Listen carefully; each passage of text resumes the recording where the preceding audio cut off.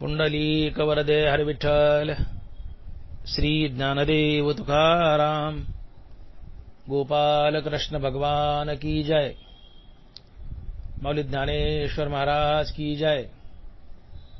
जगद्गुरु तुकाराम महाराज की जय. येणे बोधे आम्ही असो सर्व काळ. येणे बोधे आम्ही असो सर्व काळ. करू हे निर्मळ हरी कथा. आम्ही भूमीवरी एक पै दैवाचे. निधाने वाचे सापडले. तरतील कुळे दोन्ही उभयता. गाता ऐकता सुखरूप. आम्ही भूमीवरी एक पै दैवाचे. निधाने वाचे सापडले. न चळे हा मंत्र. न मने याती कुळ. न लगे काळ वेळ विचारावी. आम्ही भूमीवरी एक पै दैवाचे. निधाने वाचे सापडले. तुका म्हणे माझा विठ्ठल विसावा. तुका म्हणे माझा विठ्ठल विसावा. साठविला हा हृदयात. आम्ही भूमीवरी एक पै दैवाचे. निधान हे वाचे सापडले. प्रस्तुत कीर्तनरूपी सेवेसाठी निवडलेला अभंग जगद्गुरु श्री संत तुकाराम महाराज यांचा पादचरणाचा आणि उपदेशपर प्रकरणातील अभंग आहे.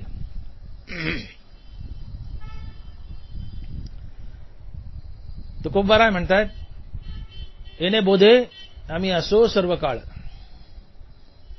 करू हे निर्मळ हरिकथा.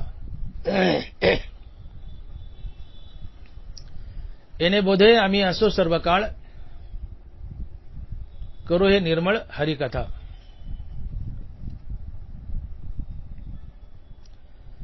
तुकोबाराय म्हणतात, हरिकथा करणे हे भाग्याचं लक्षण आहे. या बोधात आम्ही सर्व काळ रममान राहू व निर्मळ मनाने हरिकथा करू. तात्पर्य, जो हरिकथा करतो तो भाग्यवान असतो. देवाचा प्रिय असतो.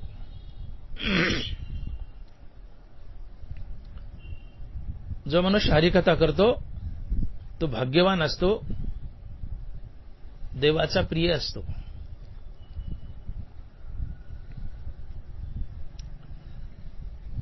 एकदा वैकुंठामध्ये लक्ष्मी माता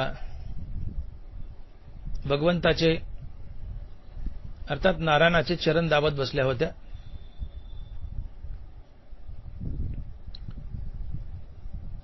भगवंताचे चरण दाबताना लक्ष्मी मातेने एक सहज प्रश्न केला भगवंताला.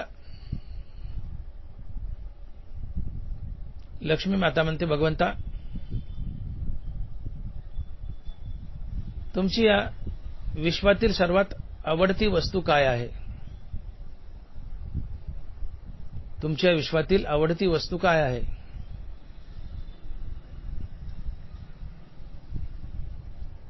भगवंत म्हणाले, लक्ष्मी, आज थोडी घाई आपल्याला. एका दिवशी निवांत वेळ मिळाल्यानंतर तुला मी या प्रश्नाचं उत्तर देईल की माझी या विश्वातील सर्वात आवडती वस्तू काय आहे. माझी या विश्वातील सर्वात आवडती वस्तू काय आहे? लक्ष्मी माता म्हणाले, ठीक आहे, घाई येतं, निवांत सांगा. पण मला देवा नक्की सांगा, तुमची या विश्वातील सर्वात आवडती वस्तू काय आहे? देव म्हणाले, लक्ष्मी नक्की सांगेल. भगवंत मनात म्हणाले, बरं झालं आहे ती संधी चालून आली. भगवंताला नारदाचा गर्वहरण करायचा होता. नारदाला फार गर्व झाला होता. नारद असं समजायचे की भगवंताची या विश्वातील सर्वात आवडती वस्तू नारद आहेत. असा नारदाला गर्व झाला होता. भगवंत म्हणतात, बरं झालं आहे ती संधी चालून आली. नारदाचा आपण गर्वहरण करू.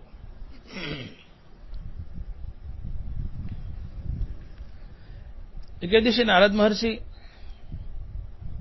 नारायण नारायण करत करत वैकुंठात गेले.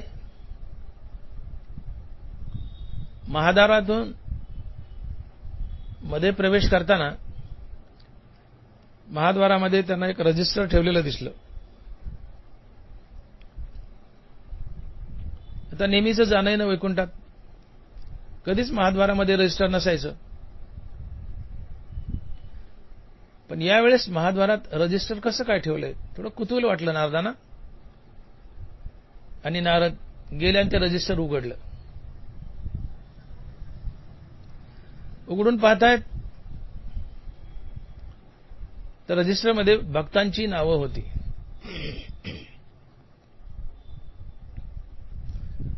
आणि त्या भक्तांच्या यादीमध्ये नारदाचं नाव नंबर 1 ला होतं आणि सगळ्यात शेवटी मारुतीरायाचं नाव होतं. नारदाचा गर्व अजून चढला की रजिस्टरमध्ये भक्ताची यादी आणि भक्ताची यादीमध्ये नंबर 1 ला नारदाचं नाव. अजून गर्व चढला नारदाचा. हसतमुखानं नारद मध्ये गेले, नारायण नारायण करत भगवंताचं दर्शन घेतलं आणि म्हणले, देवा एक प्रश्न विचारायचा, विचारू? म्हणले विचारा नारदा. म्हणले कधी नाही ते आज मी रजिस्टर पाहिलं महाद्वारात. ठीक आहे म्हणले, हरकत नाही, असत का नाही म्हणले, पण त्यामध्ये नंबर 1 ला माझं नाव आहे भक्ताच्या यादीत. पण मारुती निवळच बढती पास केला म्हणले 35%. सगळ्यात खाली मारुतीचं नाव आहे. मारुती सुद्धा बरा भक्त आहे म्हणले, पण तुम्ही निवळ बढती पास केलाय, सगळ्यात खाली मारुतीचं नाव आहे, आज का म्हणले देवा? देव हसले. नारायणानं आपल्या बनेनाच्या खिशातून, कोपरी, नारायणाला कोपरी बनेन असतं, आपल्या कोपरीच्या बनेनाच्या खिशातून एक डायरी काढली आणि ती डायरी नारदाच्या हातात दिली. म्हणजे नारदा ही वाचा. नारदान डायरी उघडली तर त्यातही भक्ताचीच नाव. पण या डायरीत नंबर 1 ला मारुती आणि सगळ्यात शेवटी नारद. नारद म्हणते, देव असं कसं? बाहेर रजिस्टर, आत डायरी, दोन्हीमध्ये भक्ताचीच यादी. बाहेरच्या रजिस्टरमध्ये नंबर 1 ला नारदाचं नाव म्हणजे माझं नाव, सगळ्यात शेवटी मारुती. आणि या डायरीत नंबर 1 ला मारुती आणि सगळ्यात शेवटी नारद. असं का म्हणले देवा? नारायण म्हणतायत, नारदा ऐका, नारदा ऐका, जे माझं ध्यान करतात त्यांची नावं बाहेरच्या रजिस्टरमध्ये आहेत आणि मी ज्यांचं ध्यान करतो त्यांची नावं या डायरीत आहेत आणि त्यात नंबर 1 ला माझा मारुती आहे. तयाचे करू आम्ही ध्यान, तो आमचे देवता अर्चन, किंबहुना समाधान तो मिळे ते. तयाचे करू आम्ही ध्यान, तो आमचे देवता अर्चन, किंबहुना समाधान तो मिळे ते. अरे नारदा म्हणले, तू माझं ध्यान करतो यात काय नवले? मी तुझं ध्यान करावं, मी तुझं ध्यान करावं यात खरं नवले. जे माझं ध्यान करतात त्यांची नावं बाहेरच्या रजिस्टरमध्ये आहेत. जे माझं ध्यान करतात त्यांची नावं बाहेरच्या रजिस्टरमध्ये आहेत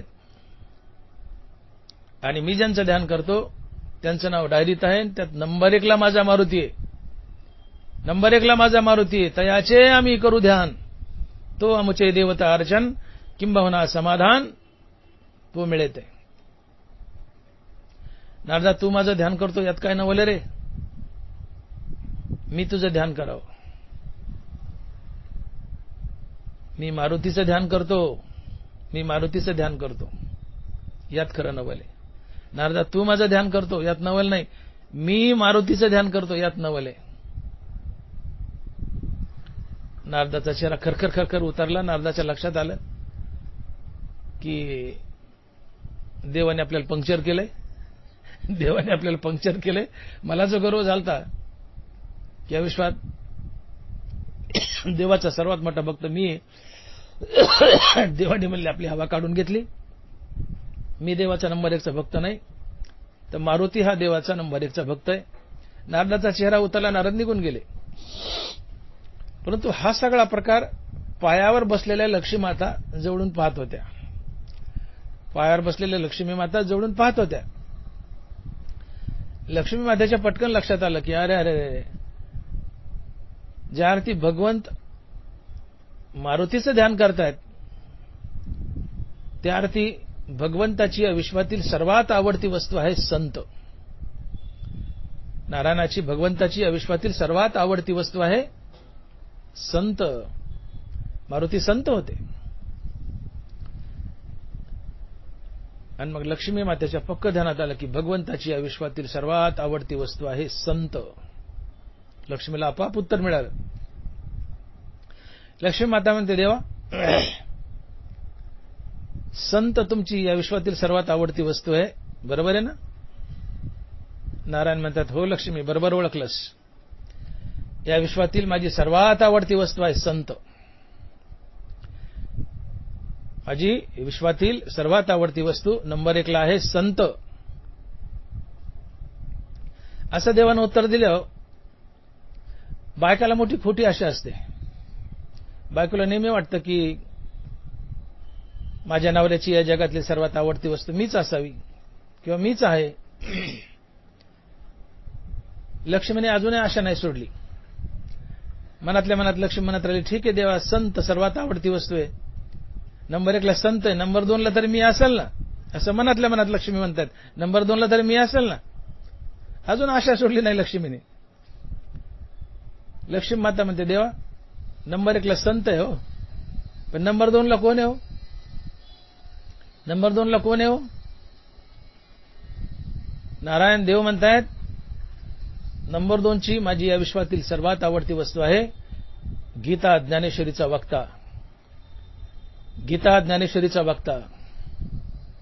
तैसा भूमंडळी आगवा, आन न देखे पांडवा, जो गीता सांगे मिळावा भक्तजनांच्या. तैसा भूमंडळी आगवा, आन न देखे पांडवा, जो गीता सांगे मिळावा भक्तजनांच्या. भगवंत लक्ष्मीला म्हणतायत, लक्ष्मी, माझी या विश्वातील नंबर 1 ची आवडची वस्तू आहे संत, आणि नंबर 2 ची आवडती वस्तू आहे गीता ज्ञानेश्वरीचा वक्ता. तैसा भूमंडळी आगवा, आन न देखे पांडवा, जो गीता सांगे मिळावा भक्तजनांच्या. या पृथ्वीवर तसा माणूसच नाही म्हणले दुसरा. कुणासारखा? की जो मनुष्य माझ्या भक्ताला गीतेची मेजवानी खाऊ घालतो. तैसा भूमंडळी आगवा, आन न देखे पांडवा. तसा माणूसच नाही म्हणले पृथ्वीवर. कुणासारखा? की जो माझ्या भक्ताला गीता ज्ञानेश्वरी सांगतो, गीता ज्ञानेश्वरीची मेजवानी खाऊ घालतो. अर्जुन, हा ठायवरी मी तया ते स्वे जिवारी, जो गीता अर्थाचे करी परगुणे संता.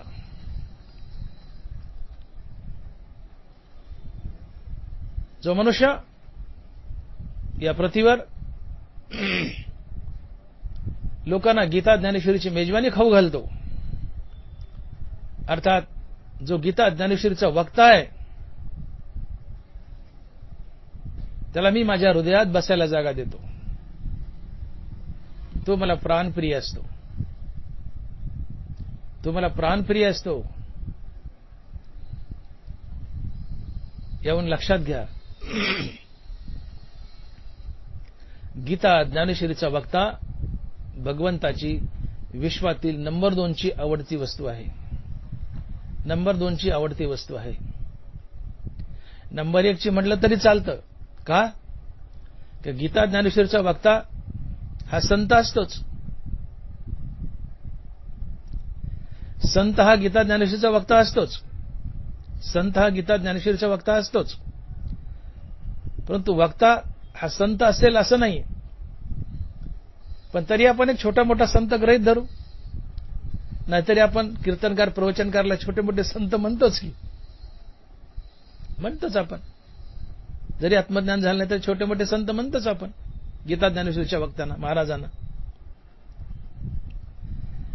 तात्पर्य, गीता ज्ञानेश्वरीचा वक्ता भगवंताची या विश्वातील सर्वात आवडती वस्तू आहे, सर्वात आवडती वस्तू. गीता ज्ञानेश्वरीचा वक्ता भगवंताचा प्राण प्रिय आहे. भगवंत म्हणतात मी त्याला माझ्या हृदयात बसायला जागा देतो.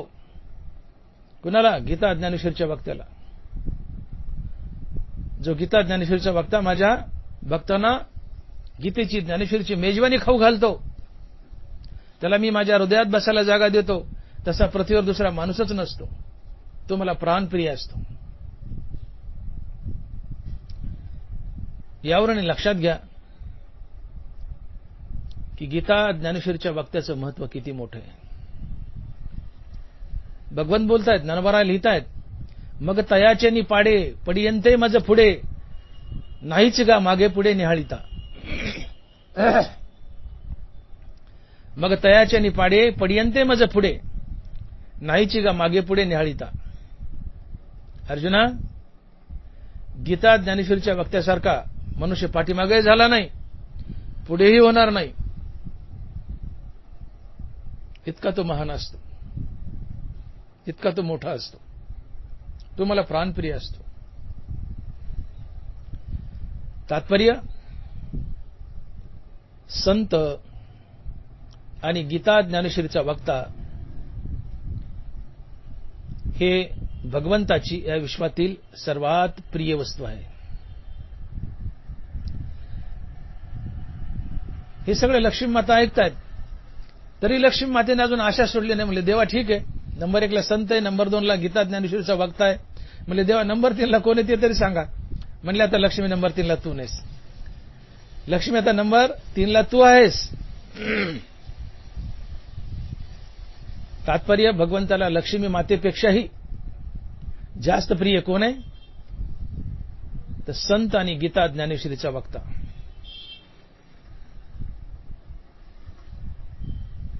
यावरून हे लक्षात घ्या की भगवंताची या विश्वातील सर्वात आवडती वस्तू जर काय असेल तर ती आहे संत आणि गीता ज्ञानेश्वरीचा वक्ता. आणि गीता ज्ञानेश्वरी सांगणे ही हरिकथा आहे. गीता ज्ञानेश्वरी सांगणे म्हणजे काय? गीता ज्ञानेश्वरी सांगणे म्हणजे प्रवचन, हरिकीर्तन, या सगळ्या हरिकथा आहेत, कथा आहेत. प्रवचन, कीर्तन, रामायण, श्रीमद भागवत या सगळ्यांना मिळून हरिकथा म्हणतात. प्रवचन, कीर्तन, रामायण, श्रीमद भागवत या सगळ्यांना मिळून हरिकथा म्हणतात.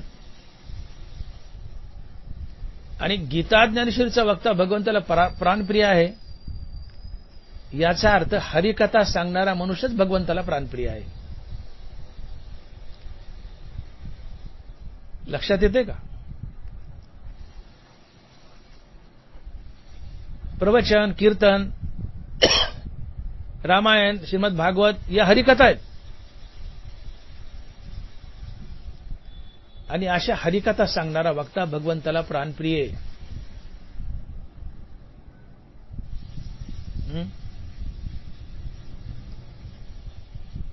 किती मोठं महात्म्य आहे वक्त्यांचं. वक्ता हा साधारण व्यक्ती नसतो. गीता ज्ञानेश्वरीचा वक्ता अर्थात प्रवचनकार, कीर्तनकार, रामायणकार, श्रीमद भागवतकार यांना भगवंत आपल्या हृदयात बसायला जागा देतो. ते भगवंताचे प्राणप्रिय असतात, भगवंताची सर्वात आवडती वस्तू असतात.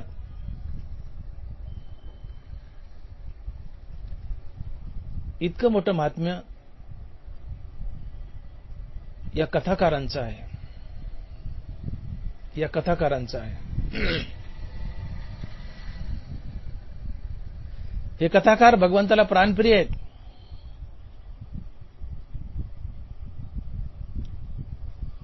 पण सगळेच कथाकार भगवंताला प्राणप्रिय आहेत का? आज महाराष्ट्र भूमंडळीमध्ये जर आपण कथाकार मोजले, हजारावर निघतील. मला अंदाज नाही, पण 2-4 हजार तर नक्की असतील. 2-4 हजार तर नक्की असतील. या महाराष्ट्रात कथाकार अर्थात गीता ज्ञानेश्वरी सांगणारे, रामायण सांगणारे, श्रीमद भागवत सांगणारे सगळे मिळून 2-4 हजार वक्ते सहज असतील, 2-4 हजार कथाकार सहज असतील. मग हे सगळेच वक्ते अर्थात सगळेच कथाकार भगवंताला प्रिय आहेत का? नाही, नाही, सगळेच्या सगळे वक्ते भगवंताला प्रिय नाहीयेत. मग कोणता वक्ता भगवंताला प्रिय आहे? धनभराय लिहित आहेत, तो वक्ता भगवंताला प्रिय आहे. कोणता? धनभराय लिहित आहेत की मज ईश्वराचे नि लोभे, गीता पडता अक्षोभे, तो मंडन होय सभे संतांची. तो वक्ता भगवंताला प्राणप्रिय आहे की जो वक्ता कथा किंवा गीता ज्ञानेश्वरी भगवत प्राप्तीच्या लोभाने सांगतो, पैशाच्या प्राप्तीच्या लोभाने नाही. जो वक्ता कथा करतो ती भगवत प्राप्तीच्या लोभाने, पैशाच्या प्राप्तीच्या लोभाने नाही किंवा प्रसिद्धीच्या प्राप्तीच्या लोभाने नाही. धनभराय लिहित आहेत बघा, मज ईश्वराचे नि लोभे, गीता पडता अक्षोभे, तो मंडन होय सभे संतांची. तो वक्ता मला प्राणप्रिय की जो गीता ज्ञानेश्वरी किंवा कोणतीही कथा भगवत प्राप्तीच्या लोभाने सांगतो. तो भूषण आहे म्हणले पृथ्वीवरचं सर्वात मोठं भूषण आहे. कोण? की जो वक्ता गीता ज्ञानेश्वरी किंवा इतर कुठलीही कथा फक्त आणि फक्त भगवत प्राप्तीच्या उद्देशाने सांगतो, ना की पैशाच्या प्राप्तीच्या किंवा प्रसिद्धीच्या प्राप्तीच्या उद्देशाने. तैसा सज्जनाच्या मेळापी, गीता पद्य रत्न उमपी, वर्ष जो माझ्या रूपी ही तू ठेवणे. ओव्या नीट आहे का? तैसा सज्जनाच्या मेळापी, गीता पद्य रत्न उमपी, वर्ष जो माझ्या रूपी ही तू ठेवणे. जो वक्ता गीता ज्ञानेश्वरीचा पाऊस पाडतो श्रोत्यांवर, जो वक्ता हरिकथेचा पाऊस पाडतो श्रोत्यांवर, पण भगवत प्राप्तीच्या उद्देशाने, पैशाच्या प्राप्तीच्या उद्देशाने नाही. ओवी आहे का? तैसा सज्जनाच्या मेळापी, गीता पद्य रत्न उमपी, वर्षे जो माझ्या रूपी हेतू ठेवणे, वर्षे जो माझ्या रूपी हेतू ठेवणे. गीता ज्ञानेश्वरी सांगतो श्रोत्यांना, पण भगवत प्राप्तीच्या उद्देशाने, पैशाच्या प्राप्तीच्या उद्देशाने नाही किंवा प्रसिद्धीच्या प्राप्तीच्या उद्देशाने नाही. जो वक्ता भगवत प्राप्तीच्या उद्देशाने गीता ज्ञानेश्वरी किंवा कोणतीही कथा सांगतो तो भगवंताला प्रिय आहे, तो भगवंताला प्राणप्रिय आहे. आणि म्हणून धनभराय बोलतायत की जन्माचे फळ चकोरा, जव चंद्रू ये अंबरा, नाना नवघन मयुरा ओ देत पावे. काय ओवी? लक्ष द्या. जन्माचे फळ चकोरा, जव चंद्रू ये अंबरा, नाना नवघन मयुरा ओ देत पावे. चकोर पक्षाच्या जीवनाचं सार्थक तेव्हा होतं की ज्यावेळेस आकाशात चंद्र उगवतो आणि तो चकोर पक्षी त्या चांदण्यातलं अमृत टिपतो. तसं गीता ज्ञानेश्वरी किंवा इतर कुठलाही वक्ता, गीता ज्ञानेश्वरी किंवा इतर कुठल्याही हरिकथेचा वक्ता त्याच्या जन्माचं सार्थक तेव्हाच होतं ज्यावेळेस तो हरिकथा फक्त आणि फक्त भगवत प्राप्तीच्या उद्देशाने सांगतो, ना की पैशाच्या प्राप्तीच्या उद्देशाने. धनभराय बोलतायत, माझ्या पदरचं काही नाही. जन्माचे फळ चकोरा, जव चंद्रू ये अंबरा, नाना नवघन मयुरा ओदेत पावे. तैसा सज्जनाच्या मेळापी, गीता पद्य रत्न उमपी, वर्ष जो माझ्या रूपी हेतू ठेवणे, वर्ष जो माझ्या रूपी हेतू ठेवणे.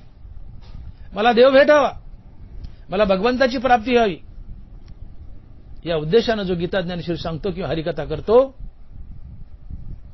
त्याचाच जन्म सफल होतो, त्याचीच हरिकथा पावन होते आणि तोच भगवंताला प्राणप्रिय असतो. पुन्हा एकदा ऐका, मला देव भेटावा, मला भगवंताची प्राप्ती व्हावी, या उद्देशानं जो हरिकथा करतो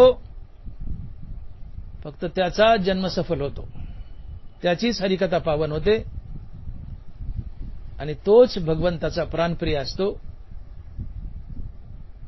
दुसरा कोणी नाही.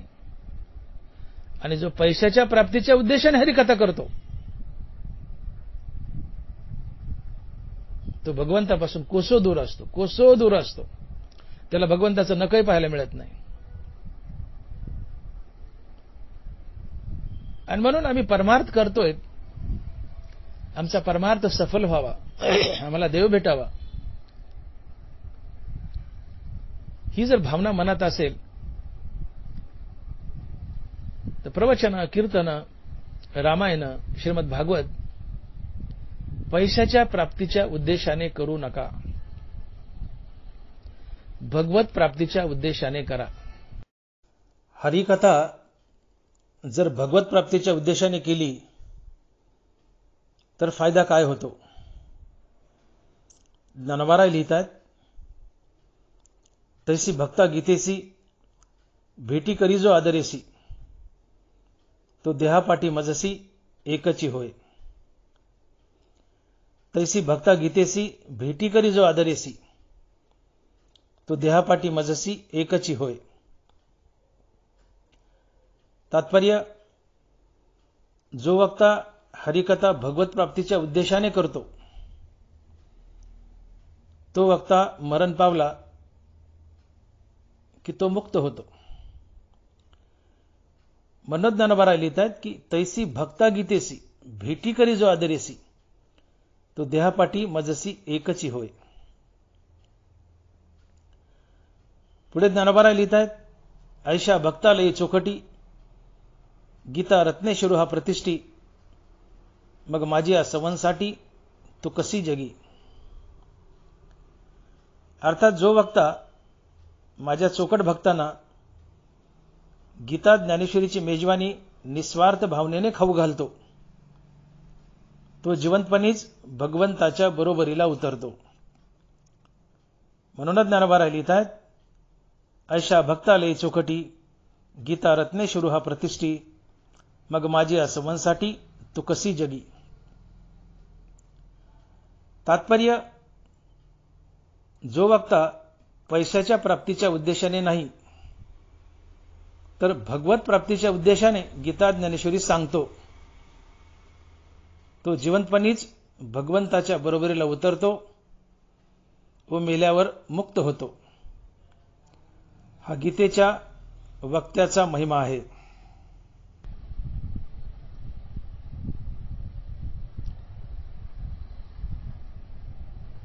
ज्ञानोबा ज्ञानेश्वरीत एक रूपक करतायत.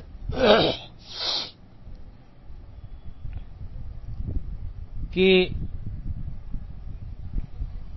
तुम्ही ज्या कथा करता, प्रवचन करता, कीर्तन करता, रामायण सांगता, श्रीमद भागवत सांगता, या सगळ्यांना मिळून कथा म्हणतात. तर तुम्ही ज्या कथा करतात या कथेतून मिळणारं पुण्य हे कल्पतरू आहे. या पुण्यरूपी कल्पतरूला तुम्ही जर म्हटले की मला पांडुरंगाची भेट घालून द्या, तर कथेतून मिळणारं पुण्य तुम्हाला पांडुरंगाची भेट घालून देतं, मुक्ती मिळून देतं. कधी? जर कथा भगवत प्राप्तीच्या उद्देशाने केली तर, पैशाच्या प्राप्तीच्या उद्देशाने नाही. ज्ञानोबा दृष्टांत देत आहेत, नातरी कल्पतरू तळवटी, बैसोनी झुळे पाडी गाठी, मग तेथून निगे किरीटी की दैन्याची करू. नातरी कल्पतरू तळवटी, बैसोनी झुळे पाडी गाठी, मग तेथून निगे किरीटी की दैन्याची करू.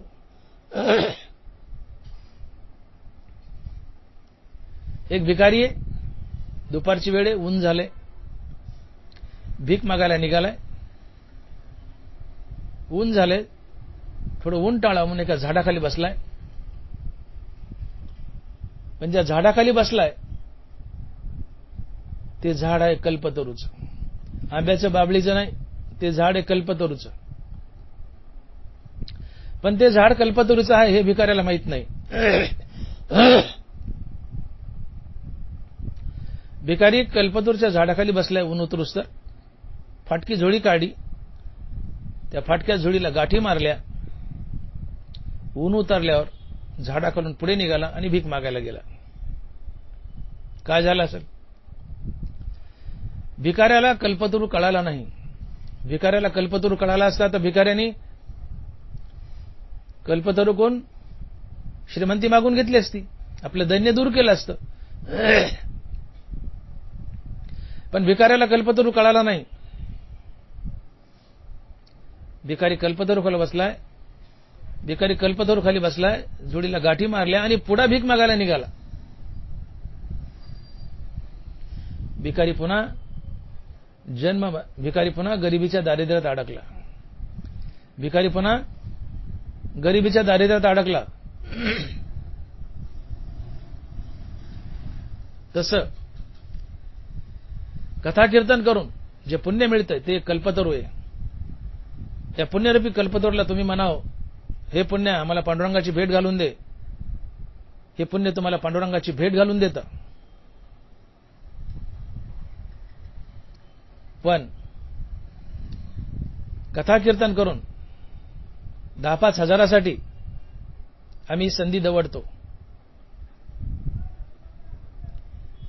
आणि भिकारी जसा गरिबीच्या दारिद्र्यात अडकला तसं आम्ही बघते जन्म मरणाच्या दारिद्र्यात अडकतो.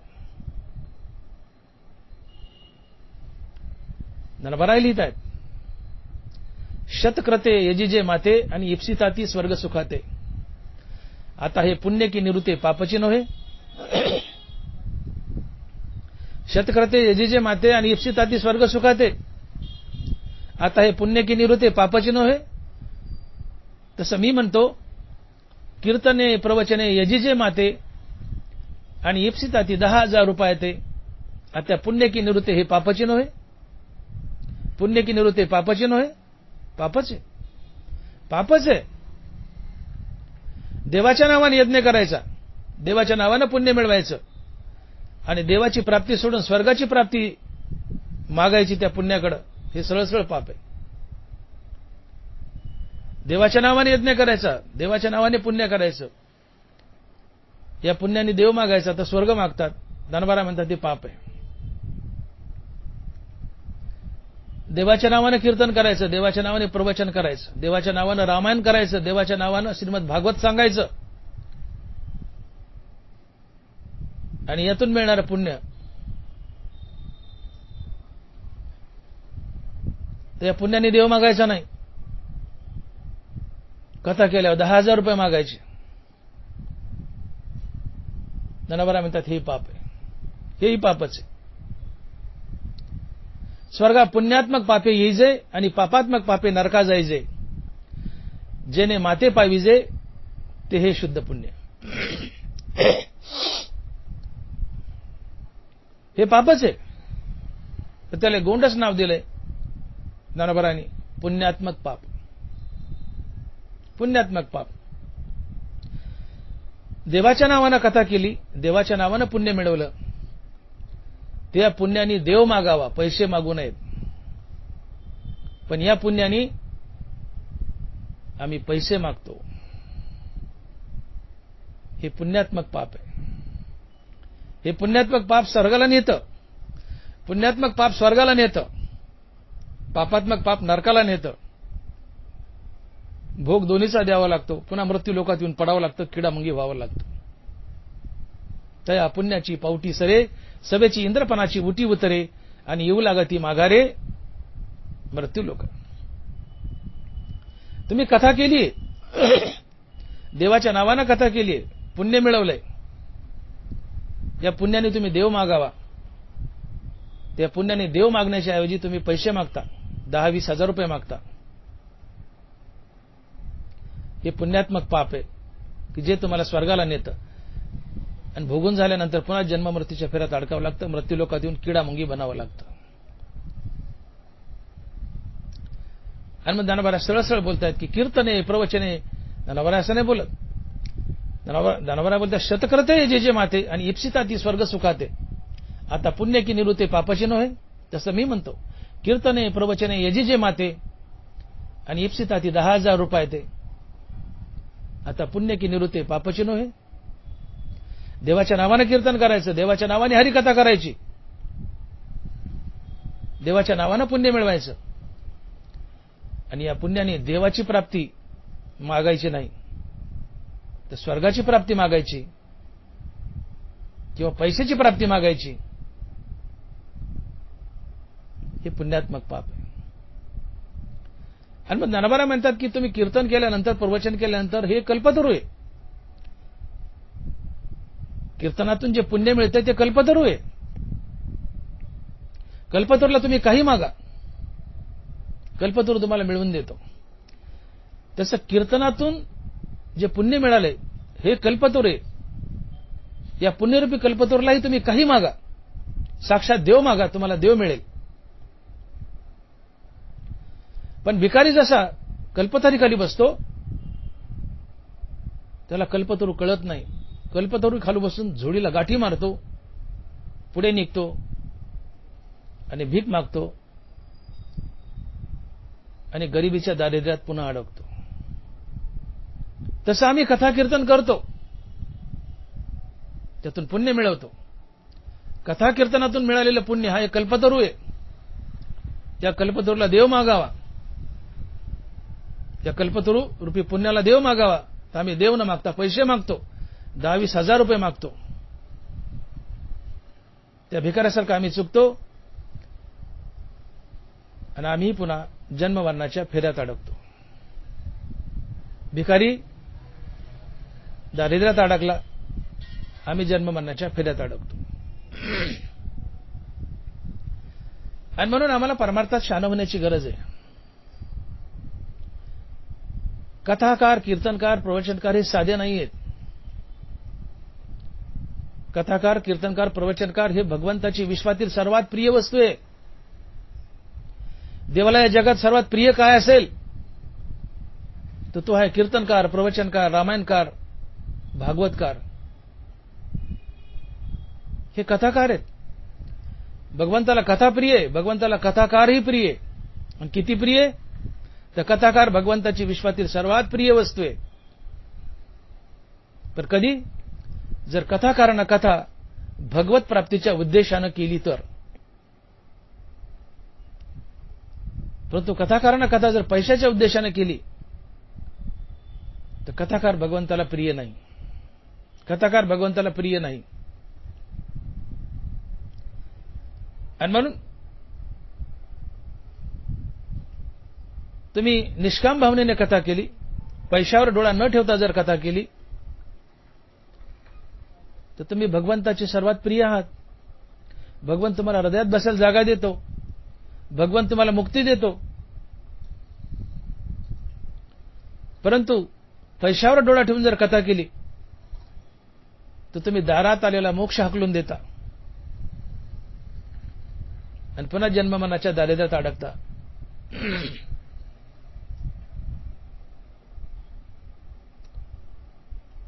आणि म्हणून आम्ही कुठं चुकतो हे ज्याचं त्याने तपासून पाहावं, ज्याचं त्याने तपासून पाहावं. आम्हाला पैशाचे इतरही सोर्सेस असू शकतात. कथा कीर्तन हेच पैशाचा सोर्स आहे असं आम्ही समजू नये.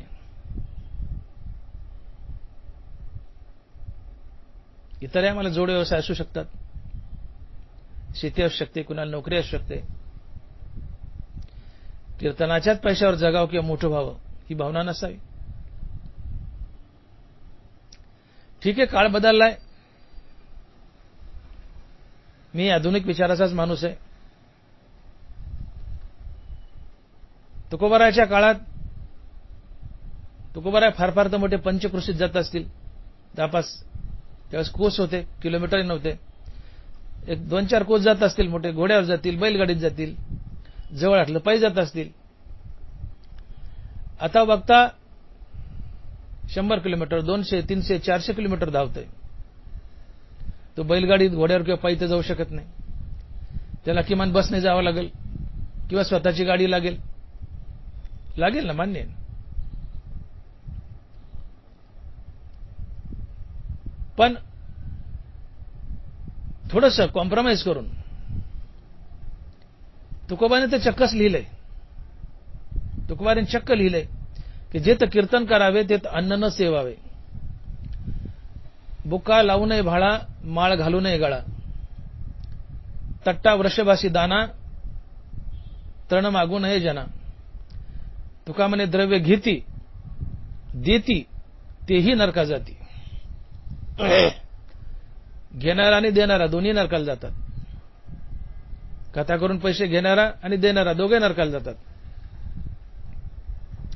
जिथं कीर्तन करावं तिथं अन्न सेवन करू नये, तिथून उपाशी यावं. कीर्तन करताना कपडाला बुका लावू नये, गळ्यात ती फुलाची माळ घालू नये. जुन्या काळात घोडं किंवा तांगा न्यायचे तर घोड्याला हरभरा मागू नये, बैलाला गवत मागू नये. कीर्तनकारांनी जिथं कीर्तन केलंय तिथं अन्न खाऊ नये. कीर्तनात कपडाला बुका लावू नये, गळ्यात फुलाची माळ घालू नये, घोड्याला हरभरा मागू नये, बैलाला गवत मागू नये. आणि हे नियम डावलून जर कीर्तन करून कथा करून पैसे घेतले आणि गावकऱ्यांनी दिले तर गावकरी आणि कीर्तनकार दोघे नरकाला जातात. हे तुकोबाराय बोलतात, मी नाही. तुका म्हणे द्रव्य घेती देती तेही नरका जाती.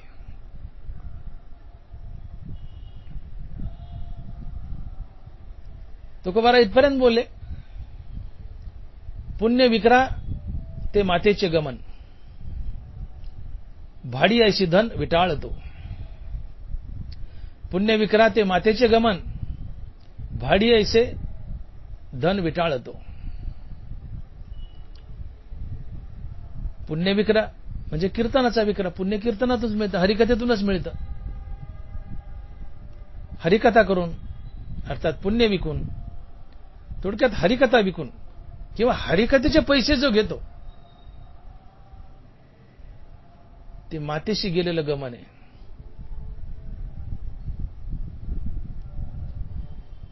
ती माईची खाल्लेली भाड आहे, त्या पैशाचा विटाळ धरावा. तुकोबाराय बोलतात, पुण्य विक्राते मातेचे गमन, भाडी ऐसे धन विटाळतो.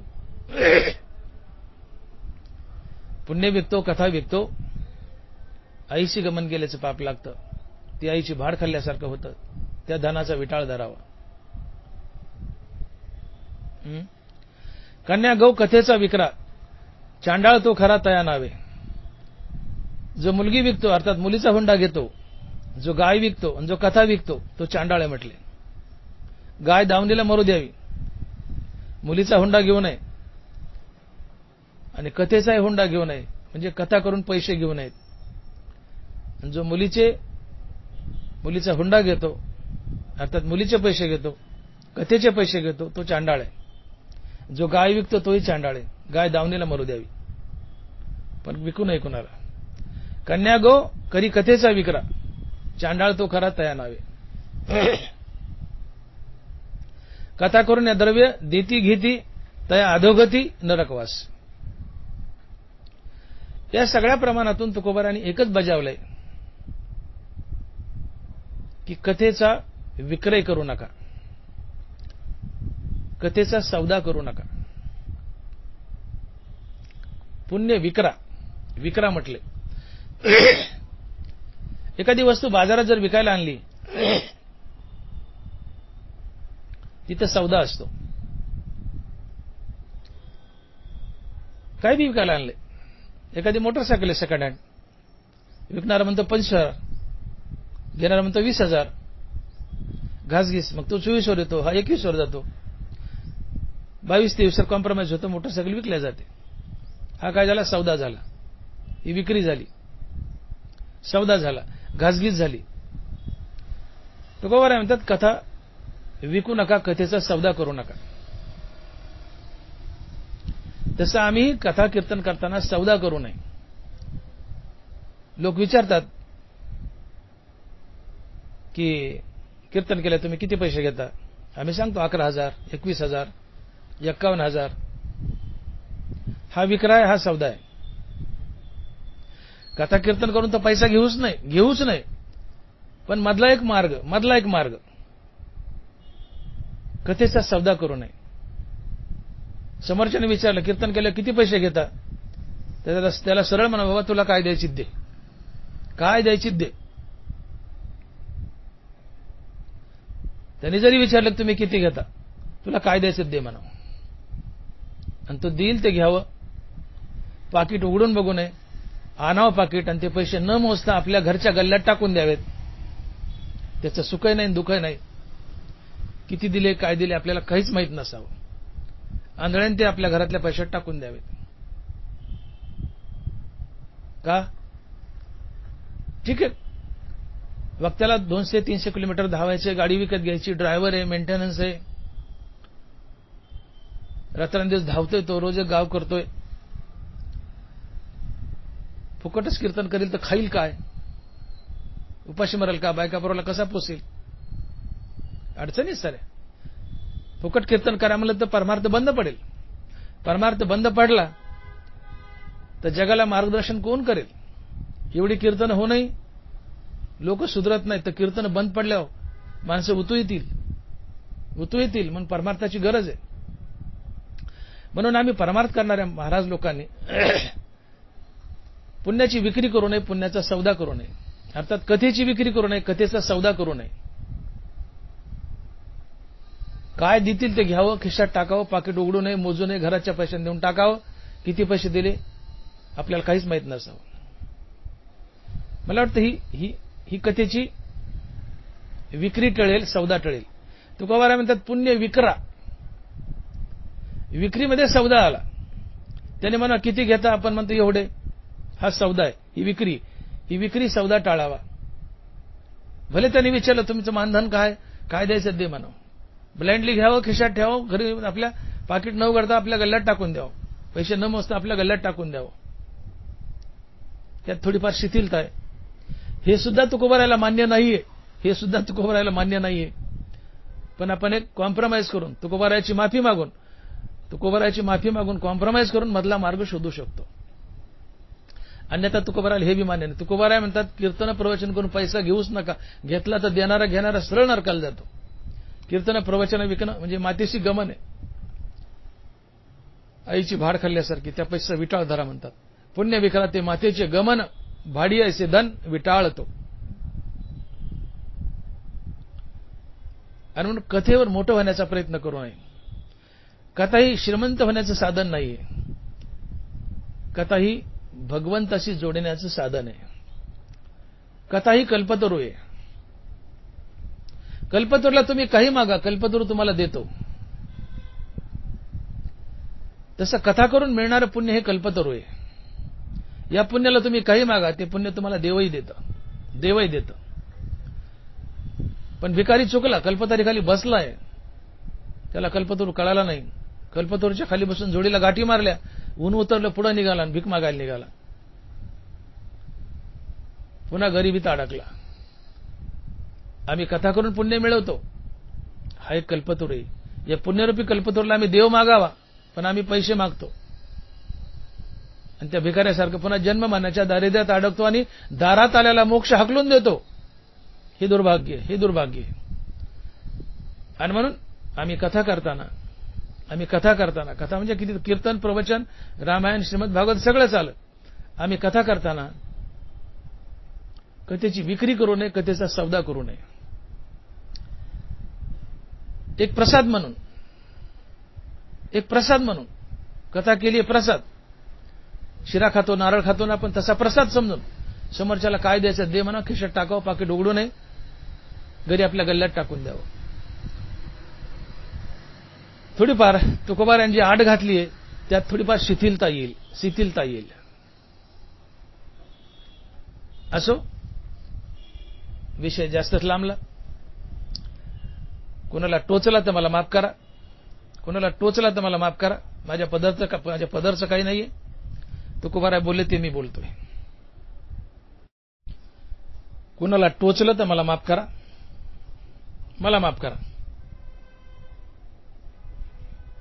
परंतु ज्ञानोबा तुकोबाराय बोलतायच तसं. बोलतायतच, काय करा आता. ज्ञानोबा स्पष्ट म्हणतायत, आणि मजची माझी असता जेणे मी दूर होय पंडू सुता, तया पुण्य ऐसे म्हणता जीवन तुटे काही. आणि मजची माझी असता जेणे मी दूर होय पंडू सुता, तया पुण्य ऐसे म्हणता जीवन तुटे काही.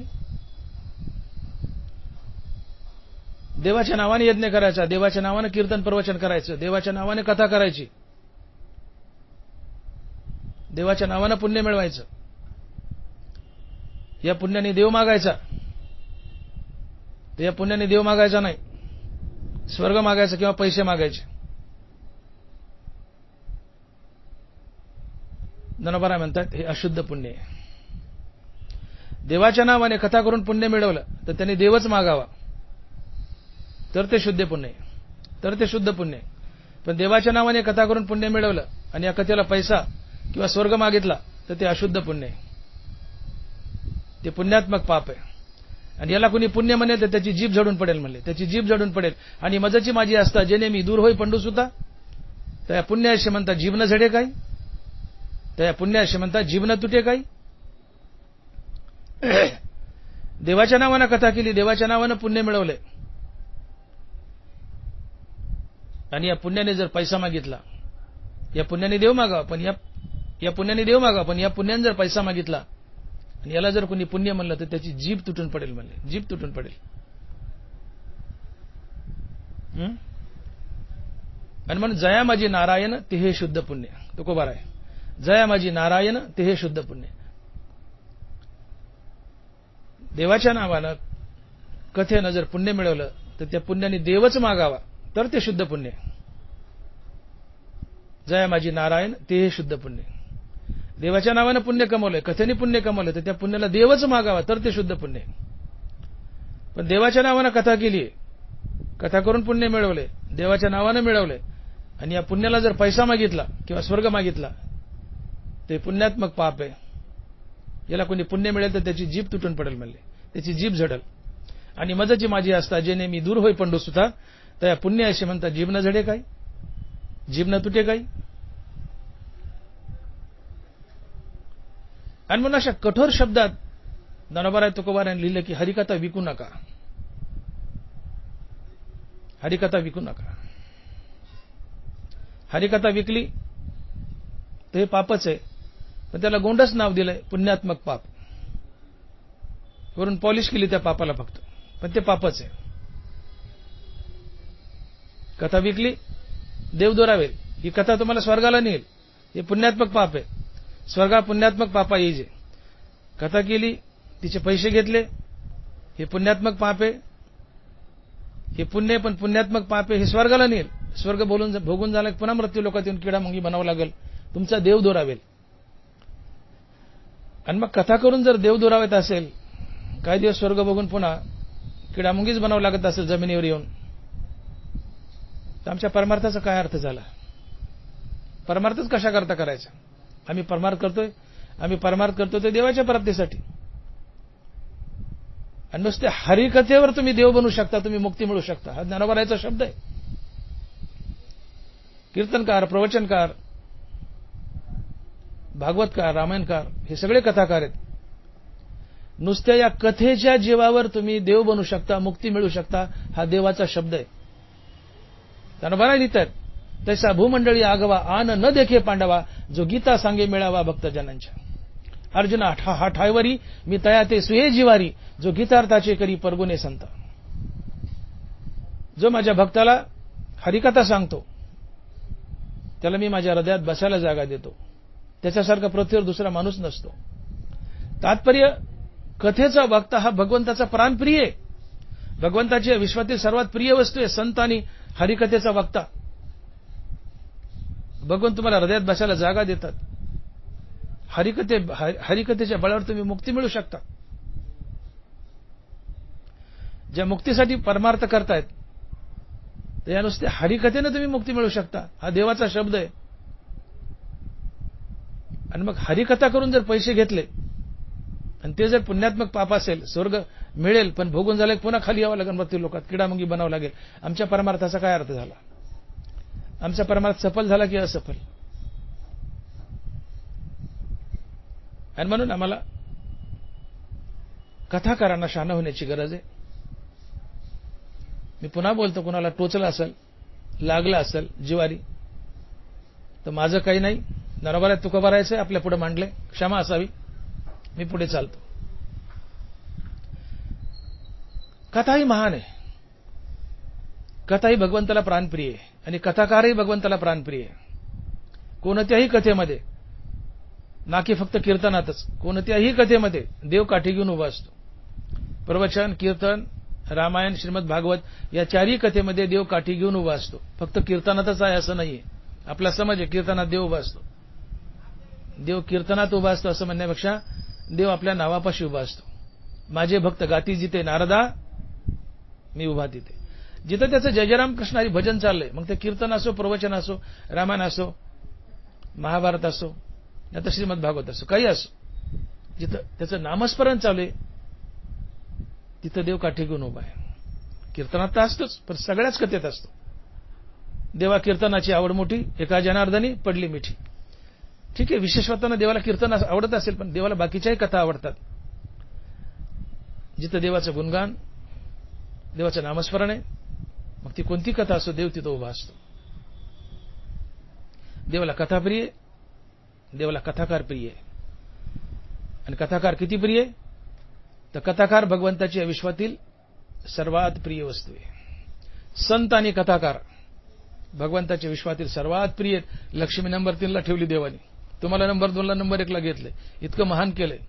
पण कधी कोणता कथाकार देवाला प्रिय आहे? कोणता कथाकार देवाला प्रिय आहे? ननबरा म्हणतात, तैसा भूमंडळी आगवा आन न देखे पांडवा, जो गीता सांगे मेळावा भक्तजनांच्या. पण कोणता? मज ईश्वराचे निलोभे, मज ईश्वराचे निलोभे. गीता पडता अक्षोभे, तो मंडन होय सभे संतांची.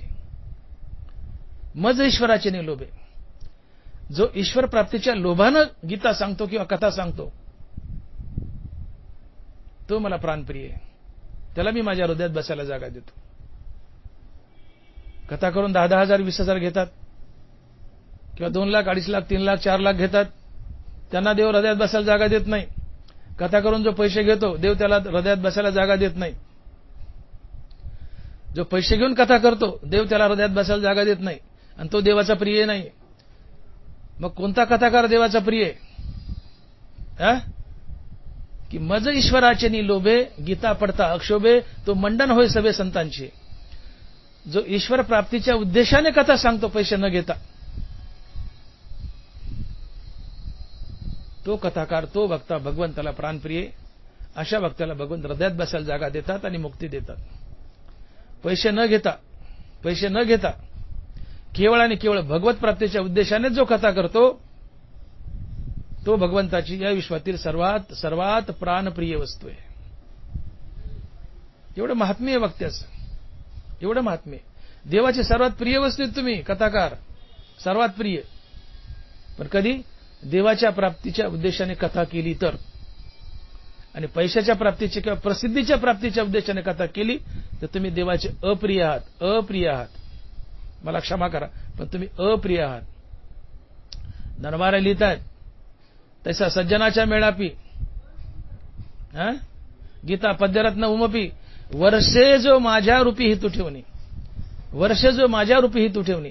जो गीता ज्ञानेश्वरीचा किंवा कोणत्या कथेचा पाऊस पाडतो श्रोत्यावर, पण कोणत्या उद्देशाने? वर्षे जो माझ्या रूपी हितू ठेवणी. भगवत प्राप्तीच्या उद्देशाने गीता सांगतो, कथा सांगतो, तो मला प्रिय आहे. ज्याचा त्यांनी विचार करावा. तुम्ही कथा करता भगवत प्राप्तीच्या उद्देशाने करता का पैसा आणि प्रसिद्धीच्या उद्देशाने करता, ज्याचं त्यांनी ठरवावं. आणि म्हणून महान संधी आहे, तुम्हा आम्हाला महान संधी आहे. कथाकारांना, कीर्तनकार, प्रवचनकार, भागवतकार, रामायणकार, हे सगळे वक्ते आहेत, हे सगळे कथाकार आहेत. या सगळ्या कथाकारांना महान संधी आहे. भगवत प्राप्तीच्या उद्देशाने कथा करा. तुम्हाला भगवंत हृदयात बसायला जागा देईल. तुम्ही भगवंताचे प्राणप्रिय असाल, तुम्ही भगवंताची या जगातील सर्वात प्रिय वस्तू असाल. भगवंत तुम्हाला डोक्यावर घेऊन फिरेल. भगवंत तुम्हाला मुक्ती देईल. तुमच्या कथेचं आणि वक्तव्याचं सार्थक होईल. ओके, कथा महान आहे. देवाला कथा आवडते आणि कथाकारही आवडतो. एकदा एक मनुष्य मरण पावला आणि मरण पावल्यानंतर स्वर्गात गेला. कथाकार नव्हता, साधा मनुष्य, आपलं जनरल मनुष्य मरण पावला, स्वर्गात गेला. त्याच्या गावातील काही माणसं अगोदर स्वर्गात गेलेले होते. त्याला सिनियर असतील वयाने. तिथं गेल्या भेट पडली. म्हणले कुठून आले हो? म्हणले बीड जिल्ह्यातून. माझं गाव बीड आहे.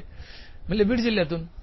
अरे म्हणले आम्ही बीड जिल्ह्यातूनच आलो, आम्ही बीडचेच राहणार आहेत. पण तुम्ही मृत्यू लोकात असताना ते पहिले सिनियर ज्युनियरला विचारताय स्वर्गात, तुम्ही मृत्यू लोकात असताना हरिकथा ऐकली का? तो ज्युनियर म्हणतो नाही ऐकली हो. ते सिनियर म्हणतात अरे अरे अरे अरे अरे चुकले राव तुम्ही. म्हणले कसे काय? म्हणले आम्ही मृत्यू लोकात असताना आम्ही हरिकथा ऐकली नाही, आम्ही हरिकथा ऐकलीच नाही. भरपूर पुण्य केलं, दानधर्म केलं, व्यवसाय नोकरी धंदा काय करायचं केलं, पण त्यासोबत भरपूर दान पुण्य केलं, पुण्य मिळवलं आणि त्या पुण्याच्या बळावर स्वर्गात आलोत. पण नेमकी आम्ही हरिकथा ऐकली नाही हो, आणि म्हणून आमचा देव चुकला आणि आम्हाला स्वर्गात येऊन पडावं लागलं. तुम्ही नेमकं तेच केलं हो, पैसातला दान पुण्य सगळं केलं, स्वर्गात आले, पण तुम्ही हरिकथा ऐकले नाही. तुम्ही आमच्यासारखे चुकले, स्वर्गात येऊन पडले, चूक केली म्हणले. हरिकथा ऐका, हरिकथा ऐका, आवर्जून ऐका. जो हरिकथा करतो तोच देवाला प्रिय असं नाही, जो हरिकथा ऐकतो तोही देवाला प्रिय आहे. हरिकथा करतो तो देवाला प्रियच आहे, तो भाग्यवानच आहे. हीच गोष्ट तुकोबाराय अभंगाच्या पहिल्या चरणात सांगतात आणि महाराज लिहितात की येणे बोधे आम्ही असो सर्व काळ, येणे बोधे आम्ही असो सर्व काळ, करू हे निर्मळ हरिकथा. जो हरिकथा करतो तो भाग्यवानच आहे. हरिकथा करणे हे भाग्याचं लक्षण आहे. हरिकथा करणे हे भाग्याचं लक्षण आहे. या बोधात आम्ही सर्व काळ रममान राहू, पण निर्मळ मनाने हरिकथा करू, असं तुकोबाराय म्हणतात. तात्पर्य जो हरिकथा करतो तो भाग्यवान असतो, देवाचा प्रिय असतो. येणे बोधे आम्ही असो सर्व काळ, करू हे निर्मळ हरिकथा. पहिल्या चरणात महाराज म्हणतात की जो हरिकथा करतो तो भाग्यवान असतो. आणि अभंगाच्या दुसऱ्या चरणात तुकोबाराय म्हणतात की जो हरिकथा करतो तो भाग्यवान असतो, दैववान असतो. का? तर त्या वक्त्याला कथेचं आणि भगवत नामाचं निधान म्हणजे ठेवा, गबाळ सापडलेलं असतं. अभंगाच्या दोन्ही चरणात जवळजवळ एकच विचार आलाय. येणे बोधे आम्ही असो सर्व काळ, करू हे निर्मळ हरिकथा. पहिल्या चरणात तुकोबाराय स्पष्ट म्हणतात की हरिकथा करणे हे भाग्याचं लक्षण आहे. या बोधात आम्ही सर्व काळ रममान राहू आणि निर्मळ मनाने हरिकथा करू. तात्पर्य जो हरिकथा करतो तो भाग्यवान असतो, देवाचा प्रिय असतो. हे पहिल्या चरणात सांगितले. दुसऱ्या चरणात जवळजवळ असाच अर्थ आलाय, आम्ही भूमीवरी एक पै दैवाचे, निधान वाचे सापडले. पहिल्या चरणात काय आशा आलाय की हरिकथा करतो तो भाग्यवान असतो. दुसऱ्या चरणात असाच आशा आलाय की जो हरिकथा करतो तो दैववान असतो. आम्ही भूमीवरी एक पै दैवाचे. तात्पर्य दोन्ही चरणात मिळता जुळता अर्थ आलाय. तुकोबाराय म्हणतात की जो हरिकथा करतो तो भाग्यवान असतो, दैववान असतो. का? तर त्याला हरिकथा करण्याची आणि भगवंताचं नाम घेण्याची या मृत्यूलोकात संधी प्राप्त झाली. आणि जो हरिकथा करतो तो भगवंताचा प्राणप्रिय असतो. जो हरिकथा करतो तो भगवंताची या विश्वातील सर्वात प्रिय वस्तू असतो. आणि म्हणून हरिकथा करणारा भाग्यवान असतो, दैववान असतो. एक कारण. आणि हरिकथा करणारा भाग्यवान असतो, दैववान असतो, याचं दुसरं कारण की त्या कथाकाराला हरिकथेचं आणि भगवत नामाचं निधान अर्थात गबाळ ठेवा सापडलाय. आणि म्हणूनही कथाकार भाग्यवान असतो. कथाकार दोन गोष्टीमुळे भाग्यवान आहे. पहिली गोष्ट, कथाकार भगवंताची या विश्वातील सर्वात प्रिय वस्तू आहे. यामुळे कथाकार दैववान आहे, भाग्यवान आहे.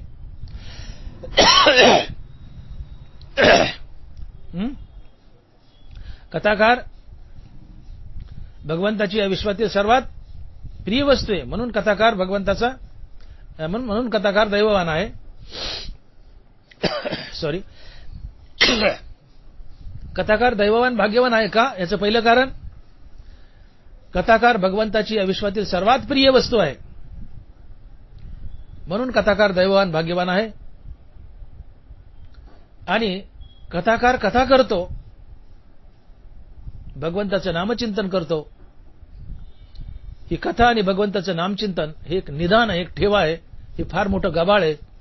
हे कथाकाराच्या हाती लागले आणि म्हणून कथाकार दैववान आहे, भाग्यवान आहे. आणि म्हणून महाराज लिहितात की आम्ही भूमीवरी एक पै दैवाचे निधाने वाचे सापडले. आम्ही भूमीवरी एक पै दैवाचे निधाने वाचे सापडले. तुकोबारा म्हणतात की आम्ही दैववान आहोत, आम्ही भाग्यवान आहोत. का? तर आम्ही हरिकथा करतो. हरिकथेत भगवंताचं गुणगान गातो, भगवंताच्या नामाचा जयघोष करतो. सदा नामघोष करू हरिकथा, त्याने सदा चित्ता समाधान. सदा नामघोष करू हरिकथा. तुकोबारा म्हणतात की आम्ही भाग्यवान आहोत, दैववान आहोत. का? तर आम्ही हरिकथा करतो आणि भगवंताच्या नामाचा हरिकथेत जयघोष करतो. हरिकथा करणं आणि भगवंताच्या नामाचा जयघोष करणं हे एक निदान आहे, हा एक ठेवा आहे. ही एक फार मोठी श्रीमंती, हे एक फार मोठं गबाळ आहे आणि ते आमच्या हाती लागले, म्हणून आम्ही दैववान आहोत, म्हणून आम्ही भाग्यवान आहोत. आम्ही भूमीवरी एक पै दैवाचे निधाने वाचे सापडले.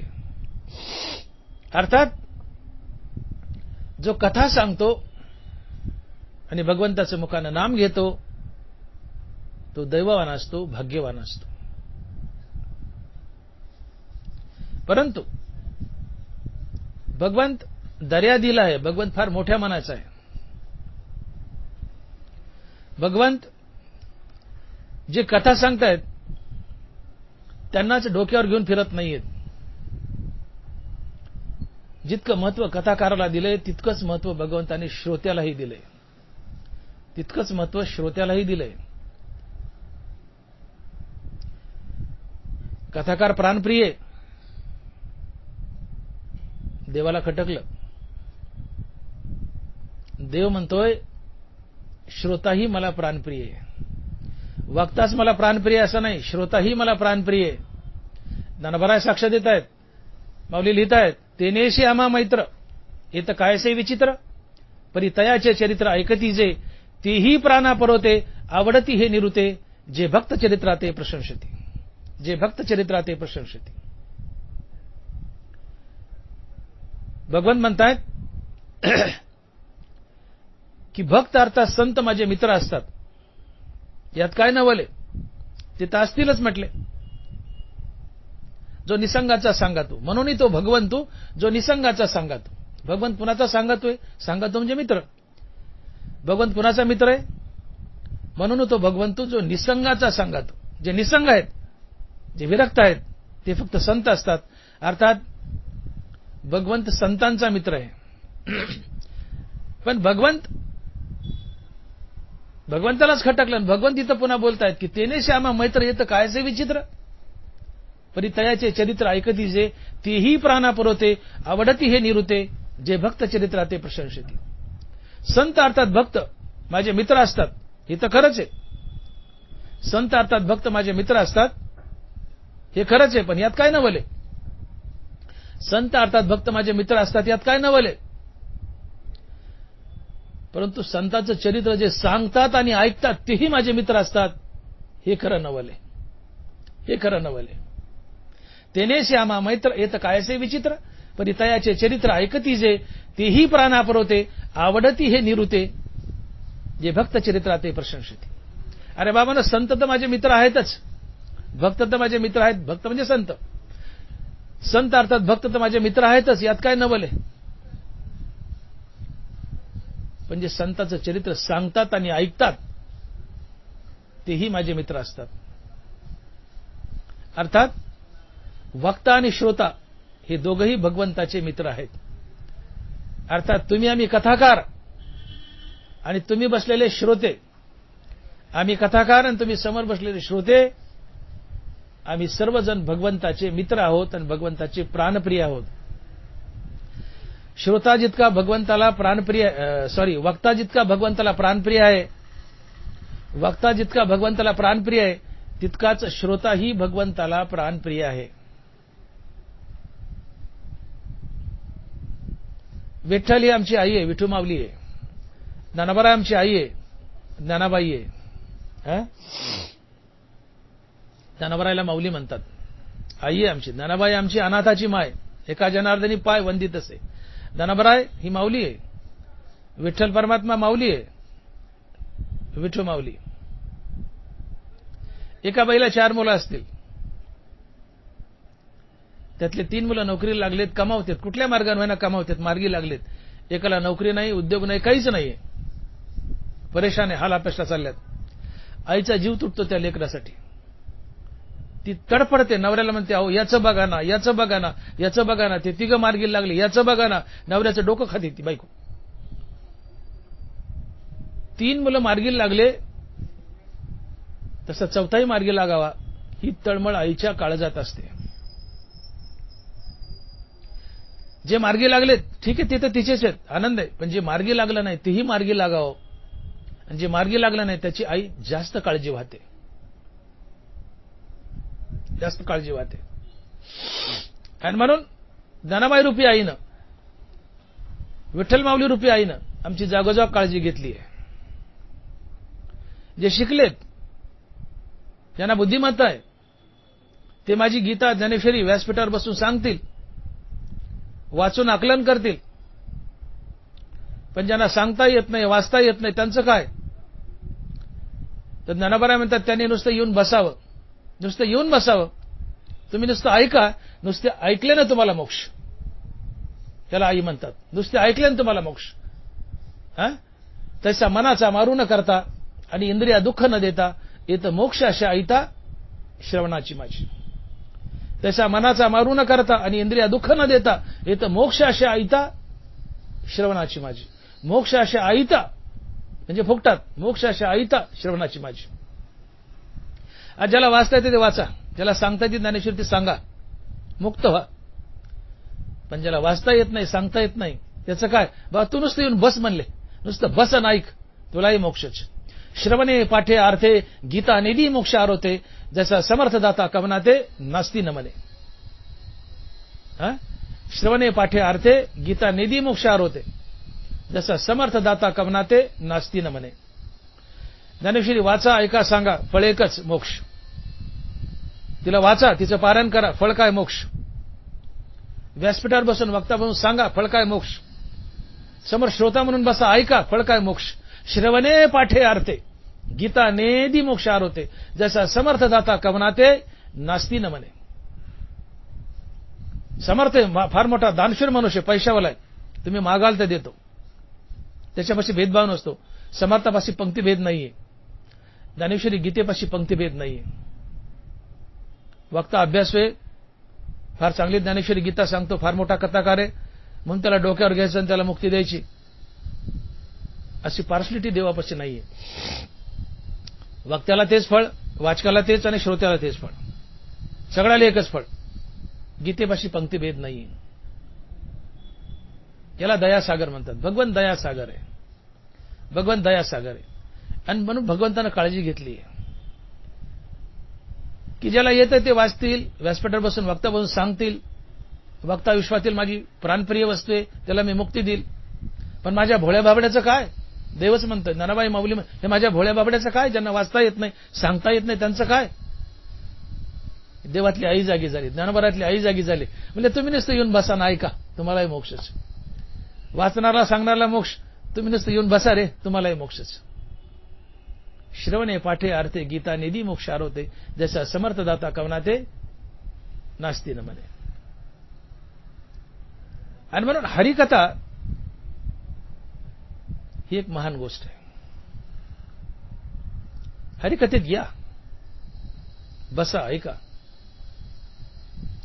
सांगणारा तर दैववान आहेच, सांगणारा भाग्यवान आहेच आहे. त्याच्या हाताला हे हरिकथेचं आणि हरिनामाचं निदान ठेवा गबाळ लागलंय. पण देवाच्याच पोटात तुटलं, अरे तुझं एकट्याच भलं होईल, सांगतोय तुझंच भलं होईल, तुला तुझ्यासाठी गबाळ लागलं. हे भोळ्या बाबड्याचं काय? देवानं शिथिलता दिली आणि म्हणले तुम्ही यान बसा नुसतं हरिकथेत. श्रवणाच्या मिसे येऊनी बैसावे, साम्राज्य भुवनी सुखे नांदे. श्रवणाच्या मिसे बैसावे येऊनी, श्रवणाच्या मिसे बैसावे येऊनी, साम्राज्य भुवनी सुखे नांदे. श्रवणाच्या निमित्ताने येऊन बसा, हे तर मोक्षशाहिता श्रवणाची माझी. आणि म्हणून भगवंताची हरिकथा महान आहे, भगवंताला प्राणप्रिय आहे. तुम्ही म्हणता असाल की आम्ही घरातल्या घरात नामस्मरण करतो, नामजप करतो, देवाची पूजा करतो, आनंदाने करा, ते साधनच आहे देवप्राप्तीस, ते चालू द्या. पण भगवंताला कथा प्रिय, कथाकार प्रिय, कथेचा श्रोता प्रिय. म्हणून कथा टाळू नका. कुठं कीर्तन असेल, प्रवचन असेल, पटकन जाऊन बसा. रामायण असेल, श्रीमद भागवत असेल, पटकन जाऊन बसा. का? तर कथाकार जितका प्रिय तितकाच श्रोताही प्रिय. कथाकार एखाद्या संताची कथा सांगतोय, संत भगवंताचे मित्र आहेत, संत भगवंताचे मित्र आहेत. भगवंत म्हणतात यात काय नवल आहे, पण जो संताचं चरित्र सांगतो आणि ऐकतो तेही माझे मित्र आहेत. आणि म्हणून संत चरित्र किंवा कथा चालू असेल तर तुम्ही कथेत जाऊन बसा, कथा सांगा, कथेत जाऊन बसा. तुम्ही भगवंताचे मित्र होता आणि भगवंताची मैत्री लाभल्यावर तुम्हाला हवेच काय, अजून काय हवंय? भगवंताची मैत्री ही दोस्ती असते. दोस्त शब्द फोडा, दोस्त दो अधिक अस्त, दोन वस्तूचा अस्त होऊन जेव्हा त्या एक होतात तो दोस्त. आणि भगवंताशी तुमची दोस्ती होते हरिकथा ऐकल्यामुळे, सांगितल्यामुळे. आणि म्हणून ज्ञानोबा म्हणतात की तयामा परस्परे बाहेरी नामाचीच अंतरे, वांचुनी अंतवट वस्तू विचारे मी ते चिते. नीट ऐका. तयामा परस्परे बाहेरी नामाचीच अंतरे, वांचुनी अंतवट वस्तू विचारे मी ते चिते. तो ज्ञानोबा तर मी विठोबा, तो तुकोबा तर मी विठोबा, तो चोखोबा तर मी विठोबा. तयामा परस्परे बाहेरी नामाचीच अंतरे. जे हरिकथा सांगतात, जे हरिकथा ऐकतात, फक्त त्यांच्यात आणि माझ्यात नावाचा फरक आहे. आत्मिक दृष्ट्या मी आणि ते एकच असतात. अर्थात तुम्ही श्रोते आणि हरिकथेचे वक्ते भगवंताचे दोस्त असतात, भगवंताचे मित्र असतात. हा शब्द ज्ञानोबा देत आहेत आणि माऊली लिहित आहेत. तेनेसी आम्हा मैत्र येत कायसे विचित्र, परी तयाचे चरित्र ऐकती जे, तेही प्राणा पुरवते, आवडती हे निरुते, जे भक्त चरित्रा ते प्रशंसिते. अरे भक्त अर्थात संत माझे मित्र असतात, यात काय नवले? पण जे संताचं भक्ताचं चरित्र ऐकतात आणि सांगतात तेही माझे मित्र असतात, यात खरं नवले, यात खरं नवले. आणि म्हणून हरिकथा सांगणारा आणि ऐकणारा हे दोघंही भगवंताचे मित्र असतात, दोस्त असतात. वक्ता आणि श्रोता दोघंही भगवंताच्या हृदयात राहत असतात. वक्ता हा भगवंताची या विश्वातील प्राणप्रिय वस्तू आहे. वक्ता, हरिकथेचा वक्ता भगवंताची विश्वातील प्राणप्रिय वस्तू आहे. पण देवालाच खटकलं. देव म्हणले अरे वक्त्याला डोक्यावर घेतलं, श्रोत्याचं काय? तर देव म्हणतात बाबा श्रोता ही माझी प्राणप्रिय वस्तू आहे. आणि मग हरिकथेची संधी सोडू नका. हरिकथे जा बसा, ज्याला येते त्याने हरिकथा करा, ज्याला येत नाही त्यांनी जाणून ऐका. आणि म्हणून तो गोवारा म्हणतात की येणे बोधे आम्ही असो सर्व काळ, करू हे निर्मळ हरिकथा. आम्ही भाग्यवान आहोत. हरिकथा करणे हे भाग्याचं लक्षण आहे. या बोधात आम्ही सर्व काळ राहू आणि निर्मळ मनाने हरिकथा करू. तात्पर्य जो हरिकथा करतो तो भाग्यवान असतो, देवाचा प्रिय असतो. जो हरिकथा करतो तो भाग्यवान आहे, देवाचा प्रिय आहे. पण जो हरिकथा ऐकतो तोही भाग्यवान आहे, देवाचा प्रिय आहे. दोघंही देवाला सारखे प्रिय आहेत, वक्ता आणि श्रोते. का? तर हरिकथाच भगवंताला प्रिय आहे. वक्ता आणि श्रोता दोघांना हरिकथेचं आणि हरिनामाचं गबाळ सापडतं हरिकथेत गेल्यावर. आणि हरिनामाचं हरिकथेचं गबाळ सापडणं हे सर्वात मोठं निदान आहे, सर्वात मोठा ठेवा आहे. आणि म्हणून वक्ता आणि श्रोता दोघेही भाग्यवान आहेत. भले चटाकात वक्ता असेल जास्त, असू द्या असला तर त्याचं कष्ट आहे त्याच्या मागं, पण ते देवाला मान्य नाही. वक्ता आणि श्रोता दोघे भगवंताला सारखेच प्राणप्रिय आहेत, सारखेच प्राणप्रिय आहेत. हो. म्हणून कथेची संधी सोडू नका. कथेत बसा, कथेत बसा. हरिकथा सांगताना आणि ऐकताना काही नियम पाळावे लागतात की ज्याला गीतेचा संप्रदाय म्हणतात. धनवारा लिहित आहेत की गुरु प्रसन्न होय, शिष्य विद्याही कीरल आहे, परी ते फळे संप्रदाय उपासलिया. गुरु प्रसन्न होय, शिष्य विद्याही कीरल आहे, परी ते फळे संप्रदाय उपासलिया. तुम्हाला एखाद्या वक्त्यानं किंवा गुरुनं गीता, ज्ञानेश्वरी किंवा इतर कुठली कथा सांगितली, त्या गुरुकडून तुम्हाला ज्ञान मिळेल, पण ती कथा किंवा गीता, ज्ञानेश्वरी तेव्हाच फलद्रूप होईल की ज्यावेळेस तुम्ही गीतेचा संप्रदाय पाळाल. अन्यथा गीतेचं नुसतं ज्ञान होईल, पण तिचं फळ जे मोक्ष ते मिळणार नाही, का तर तुम्ही गीतेचा संप्रदाय पाळला नाही. हा गीतेचा संप्रदाय काय असतो? तर गीतेचा वक्ता निष्प्रह असावा. वक्त्याची व्याख्याच केली, विरक्तो वैष्णवो विप्रो द्रष्टांत कुशलो धीरो हो वक्ता हा निष्प्रहो. वक्ता हा विरक्त असावा, निष्प्रह असावा, पैशावर डोळा ठेवून कथा करणारा नसावा, भगवत प्राप्तीच्या उद्देशाने कथा करणारा असावा. तात्पर्य, वक्ता निरीच्छा असावा, निष्प्रह असावा, विरक्त असावा वक्ता. आणि श्रोत्याला 4 अटी घातल्यात. श्रोता हा ईश्वरनिष्ठ, गुरुनिष्ठ, नामनिष्ठ, त्याला गीता ऐकण्याची भूक असावी आणि तो अनिंदक असावा. या 4 अटी घातल्यात. श्रोता, ईश्वरनिष्ठ, गुरुनिष्ठ, नामनिष्ठ, त्याला गीता ऐकण्याची भूक असावी आणि तो अनिंदक असावा. वक्ता निरीच्छ असावा. श्रोता ईश्वरनिष्ठ, नामनिष्ठ, गुरुनिष्ठ, त्याला गीता ऐकण्याची भूक असावी आणि तो अनिंदक असावा. हे नियम वक्ता आणि श्रोता या दोघांनी पाळले तरच गीता मोक्षरूपाने फलद्रूप होते, अन्यथा नाही. हनुमंत महाराज लिहित आहेत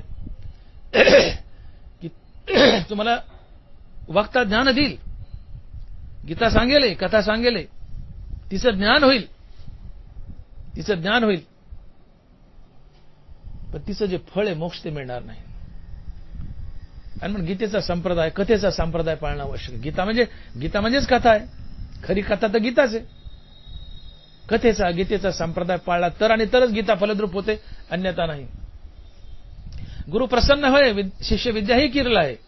गुरु प्रसन्न होय, शिष्य विद्याही कीरल आहे, परी ते फळे संप्रदाय उपासली आहे. तुम्ही गीतेचा संप्रदाय पाळला नाहीये आणि वक्त्याकडून, गुरुकडून गीता ऐकलीये, तिचं ज्ञान होईल, पण तिचं फळ मोक्ष मिळणार नाही. मग काय, गुरु आणि शिष्य अर्थात वक्ता आणि श्रोता दोघांनी गीतेचा संप्रदाय पाळला तरच गीता मोक्ष रूपाने फलित होईल.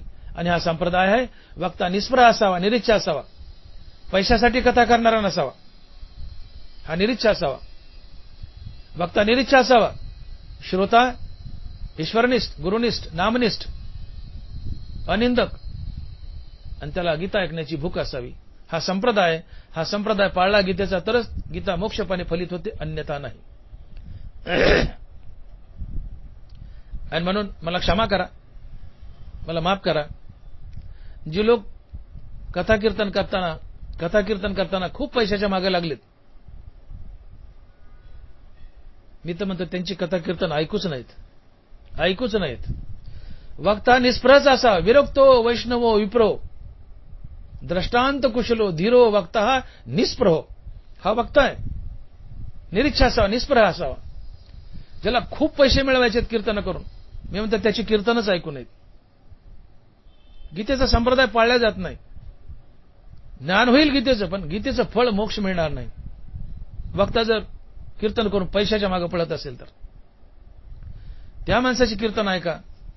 कीर्तन करून पैसा घेतोय, पण कीर्तनाची विक्री करत नाही, कीर्तनाचा सौदा करत नाही. जे दिलं ते घेतो, निघून जातो, 10-5 रुपयात संतुष्ट आहे. पण सौदा करून कीर्तन करतो, दिवसात 3-3 कीर्तन करतो, सौदा करून करतो, पैशासाठीच कीर्तन करतो, अशाची कीर्तनच ऐकू नका. का? गीतेचा कथेचा संप्रदाय पाळला जात नाही, तिचं फळ तुम्हाला मोक्ष मिळत नाही. कुणाला टोचत असेल मला माफ करा, माझ्या पदरचं नाही, ज्ञानोबाराय तुकोबाराय बोलतात ती मी बोलतोय, क्षमा करा. आणि म्हणून गीतेचा संप्रदाय पाळा.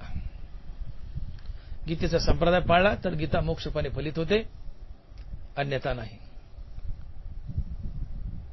आणि म्हणून तुकोबाराय म्हणतात की आम्ही भाग्यवान आहोत, या मृत्यूलोकात आम्ही आलोय, या भूमीवर आम्ही आलोत. आम्ही भूमीवरी एक पै दैवाचे, या भूमीवर काय म्हणतात बघा तुकोबाराय. येणे बोधे आम्ही असो सर्व काळ, येणे बोधे आम्ही असो सर्व काळ, करू हे निर्मळ हरी कथा, करू हे निर्मळ हरी कथा. आम्ही भूमीवरी एक पै दैवाचे, आम्ही भूमीवरी एक पै दैवाचे, एक पै दैवाचे, एक पै दैवाचे. आम्ही भूमीवर दैववान आहोत. तुकोबाराय म्हणतात आम्ही भूमीवर दैववान आहोत. का? आम्ही हरिकथा करतो, विठ्ठलाचं मुखाने नाम घेतो. हरिकथा करणं, मुखानं विठ्ठलाचं नाम घेणं हे सगळ्यात मोठं निदान आहे, ठेवाय गबाळ आहे. ते आमच्या हाती लागलंय. हरिनाम आणि हरिकथा हा निदान आहे, ठेवाय, हे गबाळ आमच्या हाती लागलंय. आणि म्हणून आम्ही भाग्यवान आहोत, आम्ही दैववान आहोत. आम्ही भूमीवरी एक पै दैवाचे, आम्ही एकटेच दैववान आहोत भूमीवर. का? हरिकथा आणि विठ्ठल नामाचं निदान ठेवा आमच्या हाती लागलाय.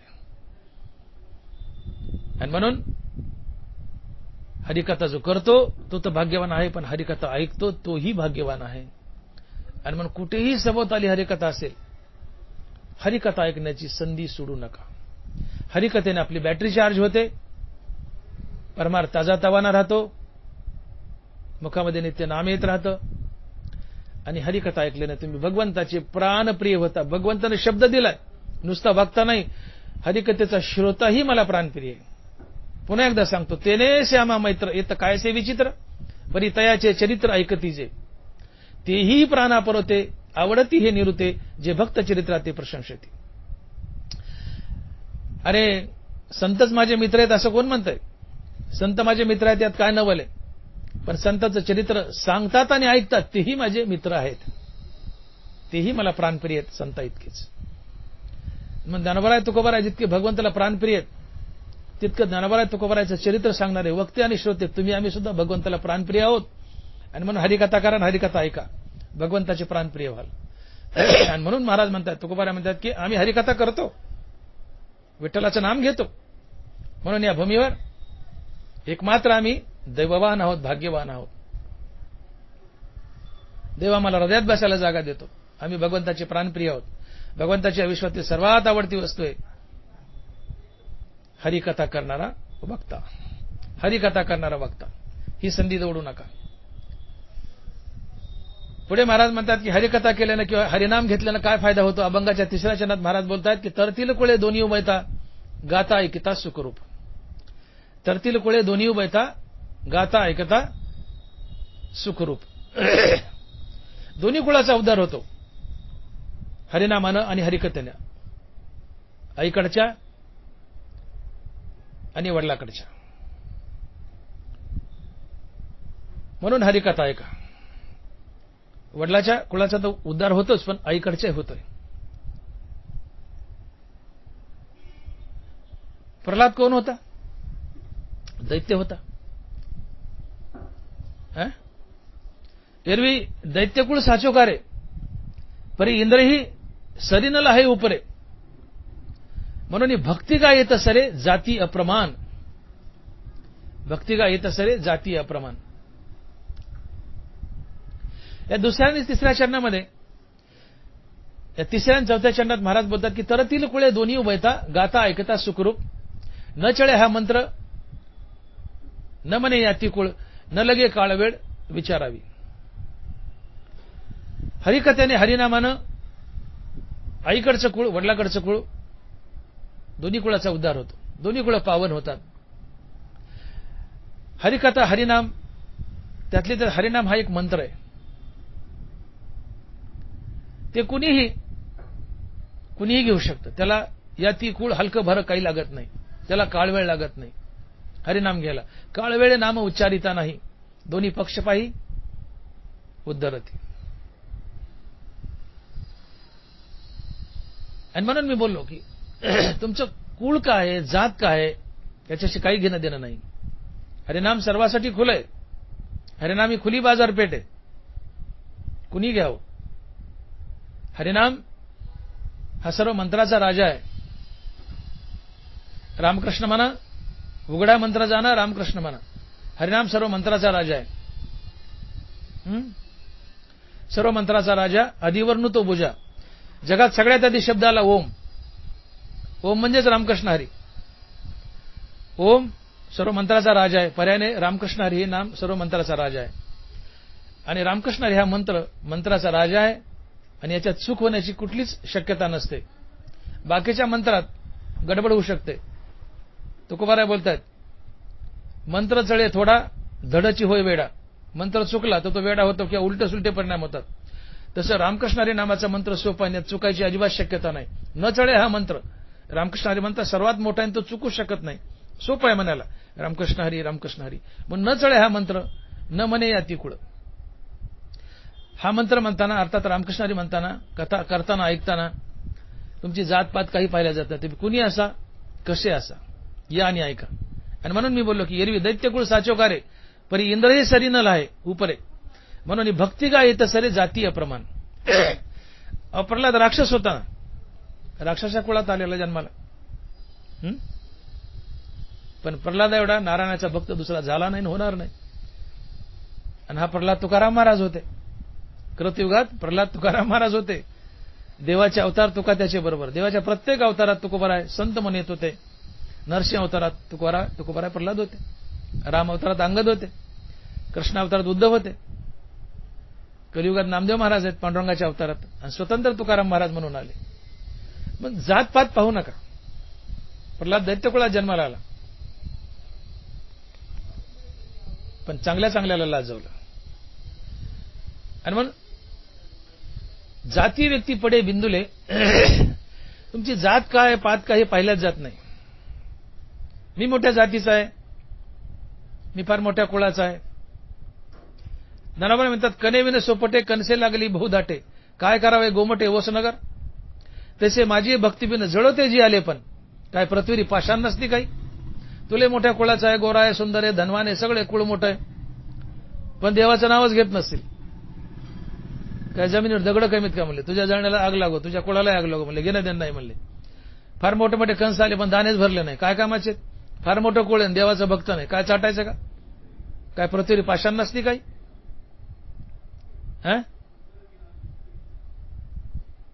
आणि मग रूप वैसेचे माझा अतिलेपण एका गाजा, एक भाव नाही माझा तरी ते पाल्हाळा. ज्ञानोबा आहे. कुळ मोठे, जात मोठी, रूप आहे सगळे, पण देवाची भक्ती नाही, काही कामाचं नाही म्हणले. शरक म्हणले माग. तो कोणी अस, कोणत्या जातीचा अस, कोणत्या कुळातला अस, पण भगवत भक्त अस. आणि मग हरिकथा आणि हरिनाम कोणत्याही कुळातल्या माणसाला घेता येते. त्याला कुळाचं बंधन नाही, जातीचं बंधन नाही. हरिनाम हा मंत्र सोपा आहे, कोणत्या जातीतल्या माणसाला घेता येतो. त्याला काळवेळ नाही, काळवेळ नाम उच्चारिता नाही, दोन्ही पक्षपायी उद्धरते. कधी घ्या, कुठं घ्या, नाम घ्यायला काळवेळ नाही. आणि शेवटी शेवटच्या चरणात तुकोबाराय म्हणतात की तुका म्हणे माझा विठ्ठल विसावा, साठविल हाव हृदयात. महाराज म्हणतात विठ्ठल माझा विसावा आहे, हरिकथा माझी विसावा आहे. ही हरिकथा हा विठ्ठल मी माझ्या हृदयात साठविल. आणि मग महाराज म्हणतात की तुका म्हणे माझा विठ्ठल विसावा, साठविल हाव हृदयात. विठोबा रखुमाई, जय जय विठोबा रखुमाई, विठोबा रखुमाई, जय जय विठोबा रखुमाई. सारांश तुकोबाराय म्हणतायत की बाबांनो, जे हरिकथा करतात ते भाग्यवान असतात, जे हरिकथा ऐकतात ते भाग्यवान असतात. दोघंही, हरिकथेचा वक्ता आणि श्रोता हे दोघंही भाग्यवान आहेत. त्यातली त्यात वक्त्याकडे जास्त बोट केले की वक्ता, हरिकथेचा वक्ता ही विश्वातील माझी प्राणप्रिय वस्तू आहे. या वक्तव्याने त्याला मी मुक्ती देतो, त्याला माझ्या हृदयात बसायला जागा देतो. जितका वक्ता मला प्राणप्रिय आहे तितका श्रोताही मला प्राणप्रिय आहे. म्हणून तुम्ही हरिकथा करा, हरिकथा ऐका. दोघाला सारखंच पुण्य, दोघाला सारखाच मोक्ष, एकच फळ आहे. आणि म्हणून ज्याला जमेल त्यांनी शास्त्राचा अभ्यास करावा, हरिकथा करावी. ज्याला जमत नाही त्याने नियमित जाऊन हरिकथा ऐकावी. दोघाचाही उद्धार होईल. हरिकथा आणि विठ्ठल नाम हे निधान आहे, हा ठेवा आहे, तो आपण हस्तगत करावा आणि आपल्या जीवनाचं कल्याण करावं आणि मुक्त व्हावं. आणि म्हणून महाराज म्हणतात की येणे बोधे आम्ही असो सर्व काळ, करो हे निर्मळ हरिकथा, आम्ही भूमीवरी एक पै देवाचे निधान येवाचे सापडले. ज्ञानेश्वर माऊली, ज्ञानराज माऊली तुकाराम. ज्ञानेश्वर माऊली, ज्ञानराज माऊली तुकाराम. जय विठ्ठल जय जय विठ्ठल, बोली लिले कुरे वेळी वाकुडी उत्तरे. ज्ञानदेव तुकाराम, ज्ञानदेव तुकाराम, तुकाराम तुकाराम तुकाराम तुकाराम तुकाराम. पुंडलिक वरदे हरिविठ्ठल श्री ज्ञानदेव तुकाराम. गोपाल कृष्ण भगवान की जय. माऊली ज्ञानेश्वर महाराज की जय. जगद्गुरु तुकाराम महाराज की जय. विठ्ठल विठ्ठल विठ्ठल विठ्ठल विठ्ठल विठ्ठल विठ्ठल विठ्ठल विठ्ठल विठ्ठल विठ्ठल विठ्ठल विठ्ठल विठ्ठल विठ्ठल विठ्ठल.